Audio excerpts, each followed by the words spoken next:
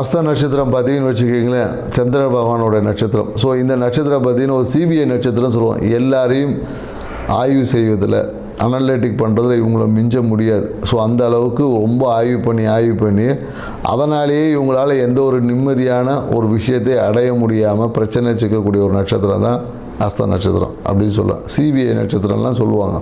So இவங்க இந்த காலகட்டத்தில் என்ன பண்ணலாம், ஆவணி மாதத்தில் பார்த்தீங்கன்னு வச்சுக்கங்களேன், என்ன பண்ணலாம் அப்படின்னு பார்த்தீங்கன்னா சூழல்களை புரிந்து செயல்படுவது தான் இவங்களுக்கு. ஏன்னா நேரத்துக்கு, ஏன்னா சந்திர பகவான் தினம் மாறக்கூடியவர்.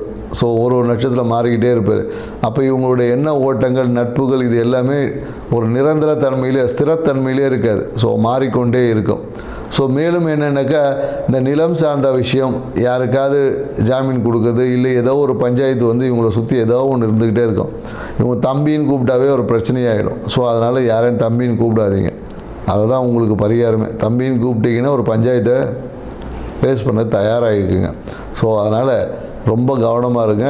இந்த மாதம் அந்தளவுக்கு உங்களுக்கு சாதகமான மாதம் அப்படின்னு சொல்ல முடியாது.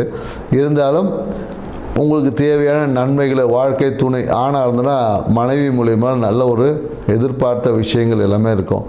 ஆணாக இருந்தாங்கன்னா தேவையற்ற பிரச்சனைகளை சிக்கக்கூடிய வாய்ப்புகள் இருக்குது. ஸோ மிகுந்த கவனத்தை, பெண்களுக்கு அந்த அளவுக்கு பிரச்சனை கம்மி தான். ஸோ அதனால் இந்த காலகட்டத்தில் நீங்கள் சித்திர தேங்காய் உடைப்பது தான், விநாயகர் வழிபாடு செய்து சித்திர தேங்காய் உடைப்பது தான் உங்களுக்கும் பரிகாரம்.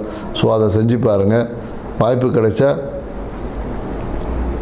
ஆற்றோரத்தில் இருக்கக்கூடிய அம்மன் கோயிலுக்கு சென்று அங்கே வழிபாடு செஞ்சு பாருங்கள். குறிப்பாக நீங்கள் என்னென்னாக்கா சாம்பிராணி தீபம், ஊதுவத்தி ஏற்றி வழிபாடு செய்வது தான் உங்கள் வாழ்க்கை உச்சத்துக்கு கொண்டு போகும். செஞ்சு பாருங்கள், வாழ்க்கையை சிறப்பாக்கிங்க. நன்றி, வணக்கம்.